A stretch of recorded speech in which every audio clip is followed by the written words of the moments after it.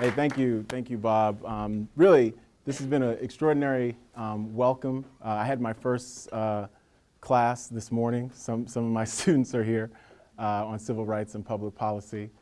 We meet Tuesday at 9. I'm telling that for anybody who is late. It's Tuesday 9 a.m. for people who are late. I want to thank, before I begin, I want to thank everybody who's welcomed me to the LBJ School. Thanks to Ed Dorn, thanks to Bob Hutchings, thanks to Bob Wilson, thank you, Dean Evans. Jeremy Suri is a great friend and brilliant colleague who I've known for many years, and who does such terrific work and is such a terrific teacher and scholar and public presence. So I want to thank him. I want to thank Susan for being so attentive and collaborative in working together, and really everybody who's welcomed me with open arms. Chandler, so many of you. What I'd like to do today is talk about Dr. Martin Luther King Jr. in the context of Black Lives Matter. And I'm going to use as a starting point President Obama's State of the Union speech, because one of the things that I argue, and I've been thinking a lot about Dr. King, and I was telling my students this morning, that when you're a writer, when you're writing a book, and the book I'm currently writing is called The Sword and the Shield, The Political Worlds of Malcolm X and Martin Luther King Jr., your head is clogged with the writing and the world viewpoint and the vision of the people you're studying, right? You read as much as you can of anything that they wrote. I always try to get a feel and flavor for where they lived. You try to visit the cities. You try to do oral histories and access oral histories. You try to find out about the time they lived in. I've been living in the 50s and 60s for the past 20-something years, so it's very, very interesting. But Dr. King is somebody who, in my mind, his stature has just grown. Malcolm X is the same way for me as well. And I think that one of the interesting parts about Dr. King and the holiday and the commemoration is how calcified the heroic period of the civil rights movement has become in our national imagination. Meaning that a period of time that was a very, very provocative period, a period that was very, very controversial and dangerous, has really become this plastic period. And Dr. King has become this sort of plastic patron saint of everybody and anybody, when the historical king was much different. The historical king chose sides and named names. The historical king criticized America for being this imperial power. The historical king said by 1967-68 that the triple threats facing humanity was militarism, racism, and materialism. And almost 50 years after his assassination, those threats continue to face humanity. So what I'm interested in talking about today is how we can look at the historical king and connect him to the Black Lives Matter movement. And I use President Obama's State of the Union address as a point of departure because it's a brilliant speech, elegant address, but he quoted from Dr. King's Nobel Prize speech, where he talked about unarmed truth and unconditional love could defeat all aspects of injustice. And I think that when we think about Obama and King, there's been a real unfortunate conflation since 2008. Some of that has to do with political campaigning and the optics of having the first African-American presidential candidate in 2008 quote from Dr. King liberally. As candidate Obama, he discussed King's usage of the term, the fierce urgency of now. And when King talked about the fierce urgency of now, he was talking about ending the war in Vietnam. He was talking about eliminating institutional racism, and he was also talking about a war on poverty that would result in what King described as a guaranteed income for all. That's what he meant by the fierce urgency of now. And when I was listening to that State of the Union address, and this is what inspired my piece in Newsweek, I thought that the king we were getting was still too flattened, right? Barack Obama is president of the United States. He is not a revolutionary social movement leader. And I think the conflation we have when we think about Obama is that somehow Barack Obama is Frederick Douglass, somehow Barack Obama is Martin Luther King Jr. He is not any of these things. Barack Obama is Abraham Lincoln. He's John F. Kennedy. He's Lyndon Johnson. He's the commander-in-chief. He cannot be a pacifist, nonviolent commander-in-chief and president of the United States. That's all well and good, but the usage and the invocation of Martin Luther King Jr. So liberally by Barack Obama has at times conflated their historical images and present. And so this Martin Luther King Jr. Day, what I wrote about was the radical king, the revolutionary king, the king who in many ways, even before 1965, was being criticized in the American press as somebody who was too radical, as somebody who was too much of a subversive, as somebody whose critique of American democracy had transcended the bounds and the constraints of polite and civil discourse. And I think that what's extraordinary for me, growing up, I remember when there was the controversy over the King holiday. And Ronald Reagan initially indicated that he would not sign that holiday into law. And he did so because one, there was the feeling that a veto would be overwritten, but also for his own historical legacy. And we've gone from that to over the past 31 years, and the law was signed 83 and first enacted 85. We've gone from controversies over the state of Arizona not recognizing the King holiday all the way to not only a recognition of the King holiday, but really a universal celebration of the King holiday and a King memorial in Washington, D.C., the first of its kind for an African American in Washington, D.C.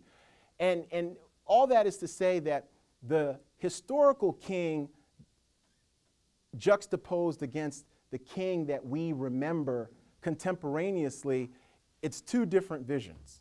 It's two different visions.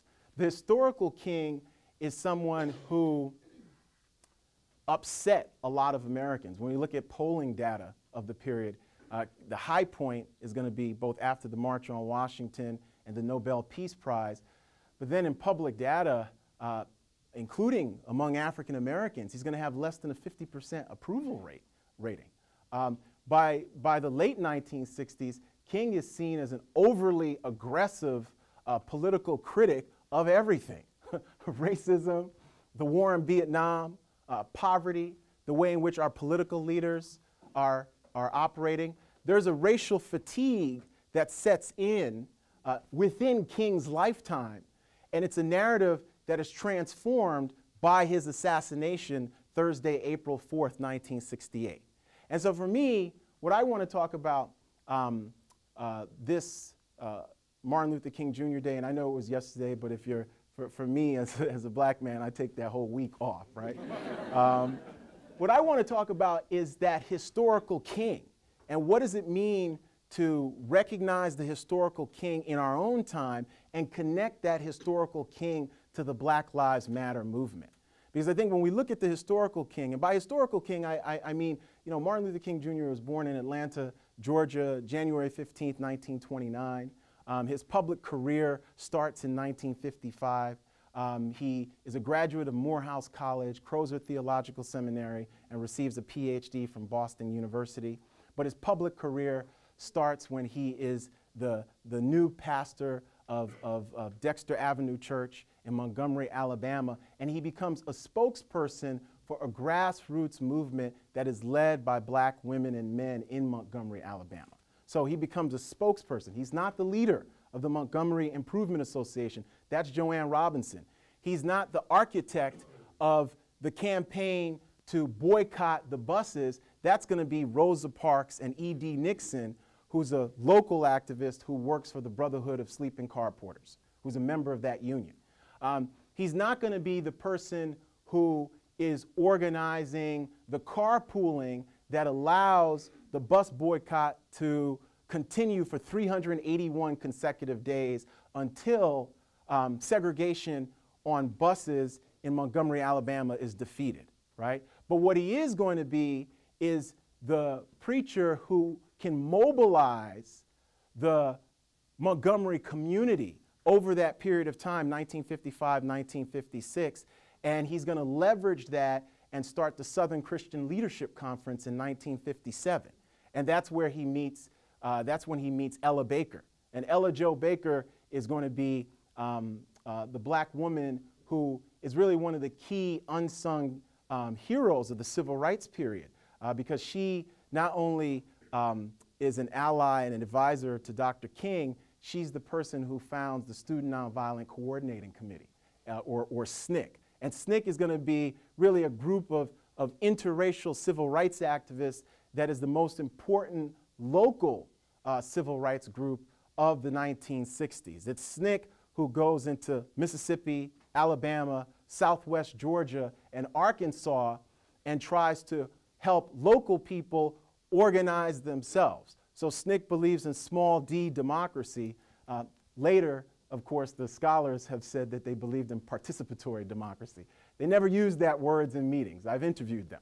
They never used that word participatory democracy in meetings. So when we think about Martin Luther King Jr. and this public trajectory between 1955 and 1968, what we see is that King becomes the leading political mobilizer of this heroic period of the civil rights movement. King is trying to transform public policy. He's trying to transform, he says, hearts and minds. By the early 1960s, he talks about redeeming the soul of America. The Martin Luther King Jr. that we remember now is not a combative political activist. The historical King was always a nonviolent political activist, but somebody who was willing to speak truth to power, whether it was the Eisenhower administration, whether it was the Kennedy administration, or it was the Johnson administration. Circumstances, including King's arrest in 1960 in Atlanta, where then Senator John F. Kennedy places a call to his wife, Coretta, expressing concern, something that Vice President Richard Nixon does not do, something that inspires King's father, Martin Luther King Sr., to throw his public support to Kennedy's presidency, something that some have said helped shift the election in Jack Kennedy's favor. King was always a controversial figure. It's just circumstances, especially beginning in 1960 with the direct action phase of the civil rights movement. And by direct action, we mean sit-ins, we mean protests, we mean freedom rides that try to aggressively, non-violently dismantle racial segregation in public accommodation and public spaces and places throughout the United States. So between 1961 and 1963, during the Kennedy administration, there is a racial crisis happening in the United States that the president himself admits June 11th, 1963, during a televised address to the nation.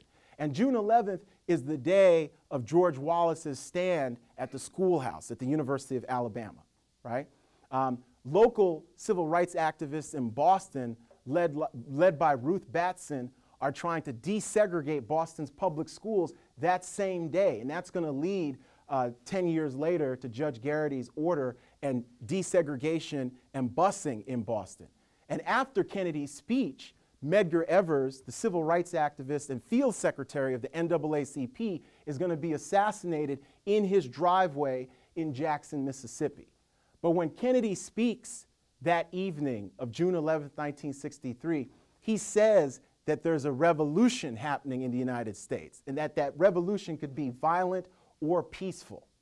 And what's interesting is the language Kennedy uses echoes aspects of what Dr. King has written from a jail cell in Birmingham, Alabama in April of 1963. And in April of 1963, King, as a political mobilizer, had gone down to Birmingham, Alabama, where he connected with a local leader named Fred Shuttlesworth.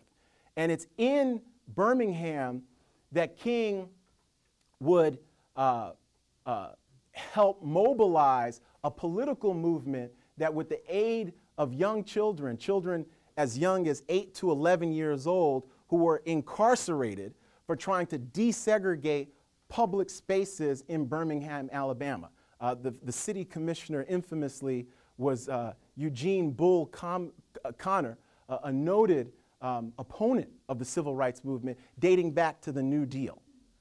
And what's extraordinary about what King writes in that letter from a Birmingham jail in 1963 is that he's being criticized by clergy in 1963. He's being criticized by city fathers in 1963 who say that the movement is moving too fast and he should wait.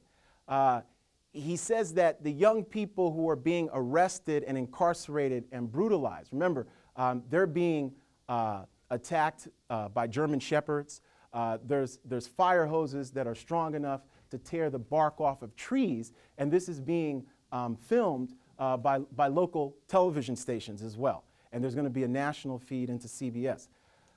King says that one day, the young people who are being incarcerated, and he's writing this from scraps of paper in a jail cell in Birmingham, are going to be remembered as heroes. And the line he uses, and it's one of his most important and profound statements, is that they're going to be remembered as bringing the nation back to those great wells of democracy that were dug deep by the founding fathers. Now that's April of 1963. By June 11th, President Kennedy does his speech on civil rights, and it's an extraordinary speech. I would, especially, we are all policy students here, all of us, I would implore you to just Google that speech and hear what he says. I mean, some of that is ad-lib, some of that is Ted Sorensen, some of that is Kennedy himself. He's talking about rates of black babies dying compared to white babies.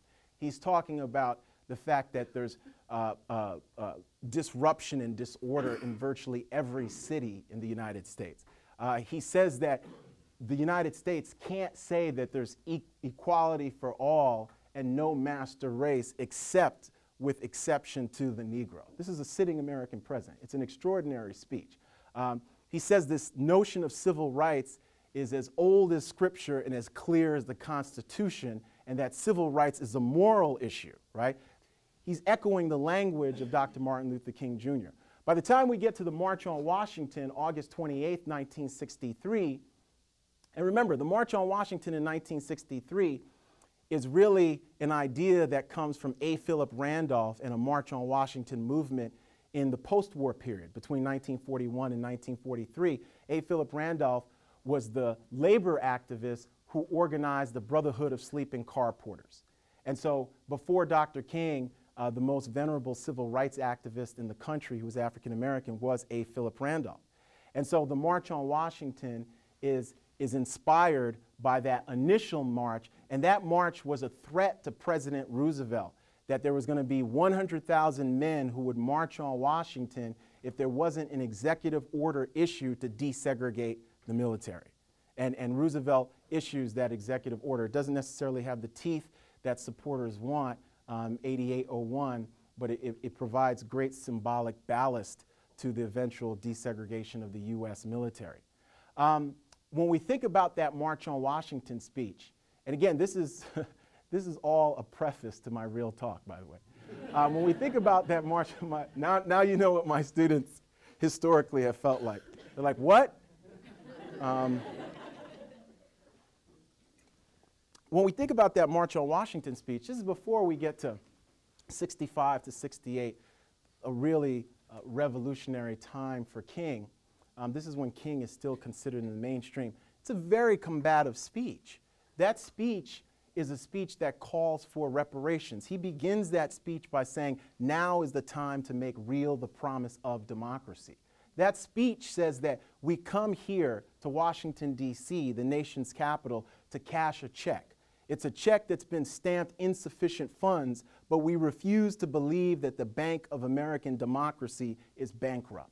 In that speech, Dr. King lays out a prescription. It goes beyond affirmative action for racial equality, for racial justice, for economic justice. That's an extraordinary speech, but the refrain at the end of "I have a dream" trumps the substance of the speech historically, okay? The refrain at the end where before he says "I have a dream," he talks about finding hope and justice in Stone Mountain, Georgia, in the hills of the Alleghenies in Pennsylvania, in the hills of California. But he also talks about finding justice in the deepest parts of the South where small d democracy does not exist, because a democracy does not have classes of citizens. So there's no such thing in this period as second-class African-American citizenship. So small d democracy does not exist in all parts of the United States in this historical period. So he talks about all this. His own speech trumps that, but what's interesting for us is that in the aftermath, after the March on Washington, after the 4 little girls are killed September 15th, 1963 at the 16th Street Baptist Church in Birmingham, Alabama, King continues to push for not just civil rights, which are passed July 2nd, 1964, and not just voting rights, which is passed August 6, 1965, but he continues to push for what he calls a transformative moment in American democracy. And what's profound for us, and this is where I take issue when people use King in a very, very limited way, is in the aftermath of the passage of the Voting Rights Act, something happens that really pushes King to much more radical political directions, and that is going to be the Watts Uprising in Los Angeles, which occurs 5 days after Lyndon Johnson signs the Voting Rights Act into law. So between August 11th and August 18th, 1965, we're going to have the largest civil disturbance up until that date in domestic disturbance in American history. And when we think about what happens in Watts, the trigger point is an interaction between local law enforcement and African Americans. But the basis, the larger roots of that, as the Kerner Commission is going to say in 1968, is institutional and structural racism and inequality. And the Kerner Commission is going to have all these great policy recommendations, all these things that just die. They go nowhere. But they're important. They're important because it provides us a context and a window into how historians, policy experts, politicians were viewing the inequality and racial segregation that enveloped the nation in the context of the late 1960s. How does King respond to this? Well, between 1966 and 68, King, sometimes people say King turns north. King goes to Chicago. He lives in dilapidated slum living conditions in Chicago in an effort to try to end not just poverty, but to end the deplorable living conditions that African Americans face in Chicago. And when we think about this historically, this is 1966.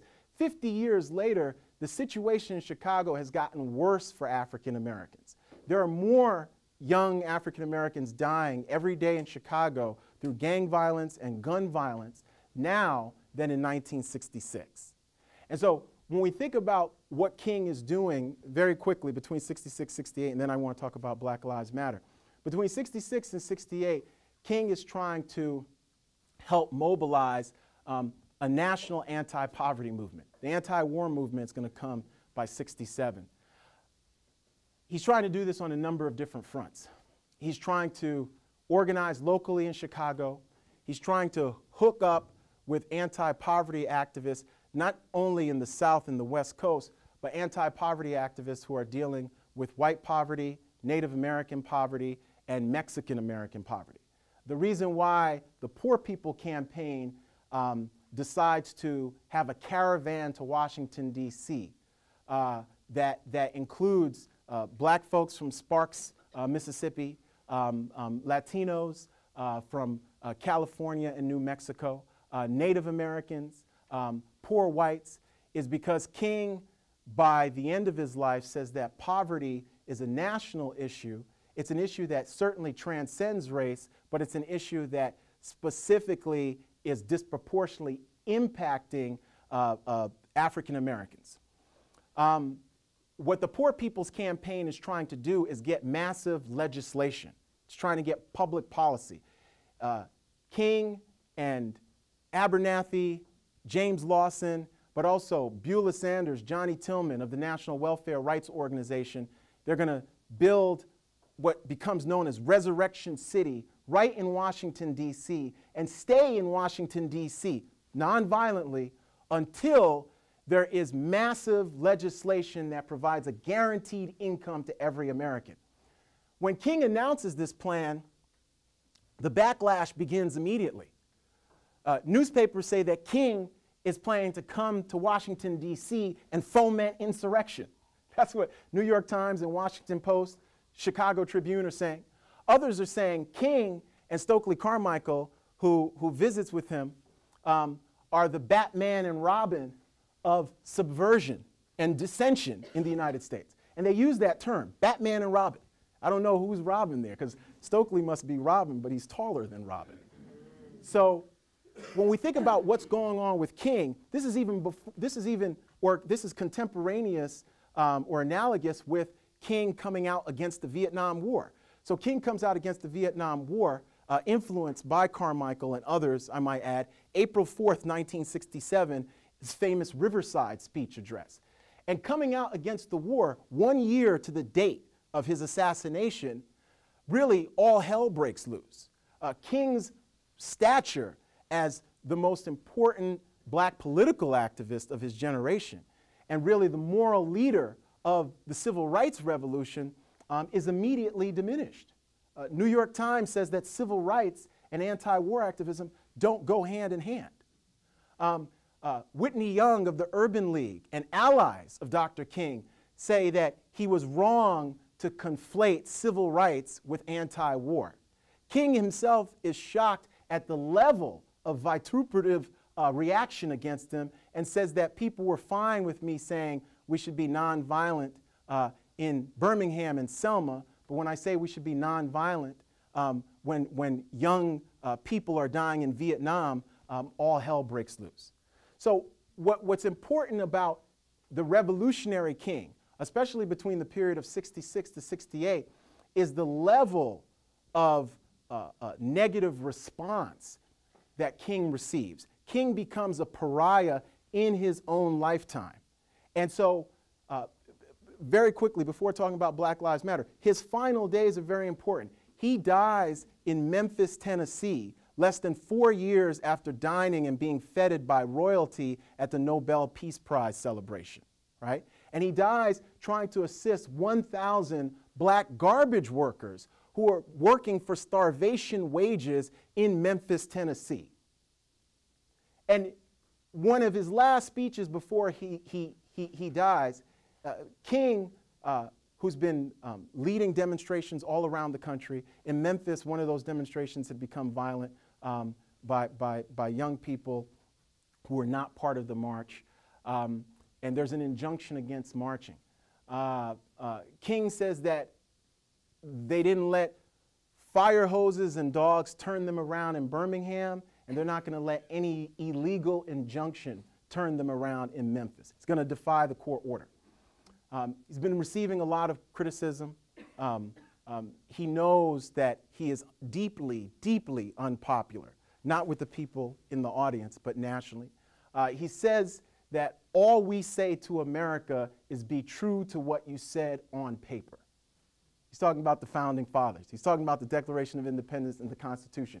He says in one of his last speeches that the greatness of America lies in the right to protest for right. And this is my Black Lives Matter segue.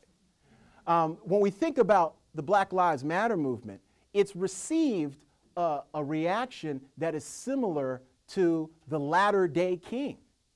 Yet when we think about those lines, the greatness of America lies in the right to protest for right. That is the core of that movement.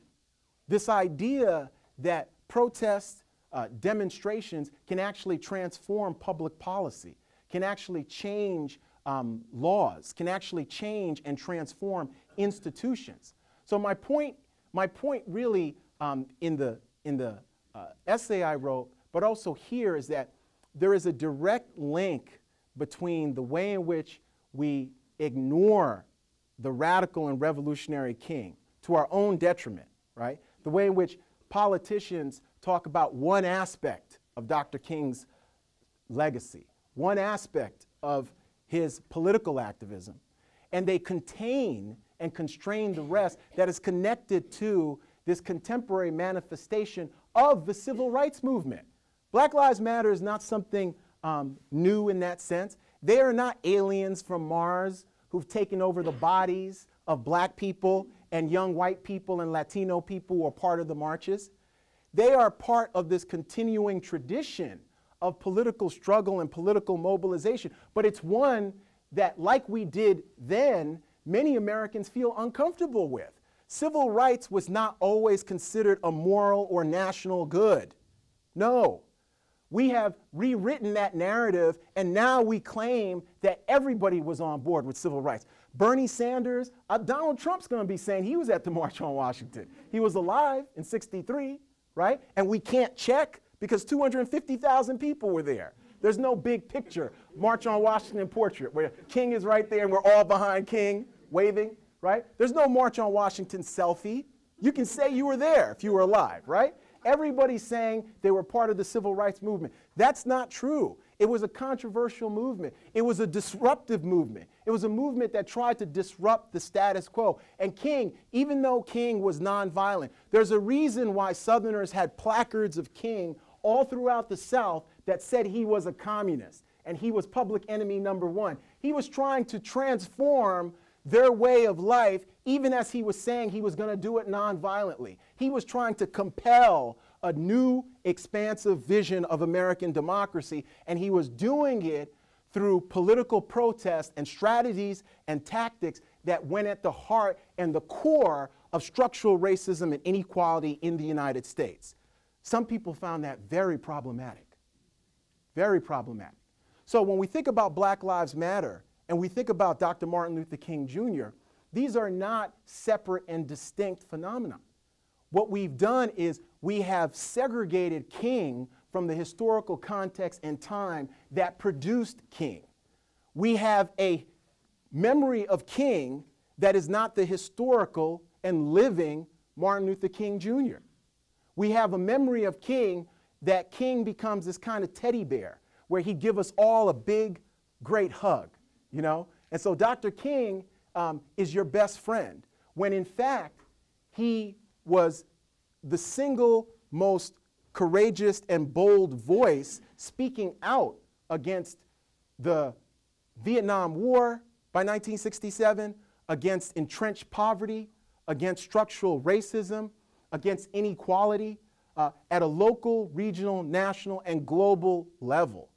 And he was willing to sacrifice the standing that had been built up in the first half of the 1960s once he realized that the public policy measures that had been passed by the mid-60s did not go far enough to battle the conditions that not just African Americans, but that millions of Americans found themselves in. That's it. Thank you.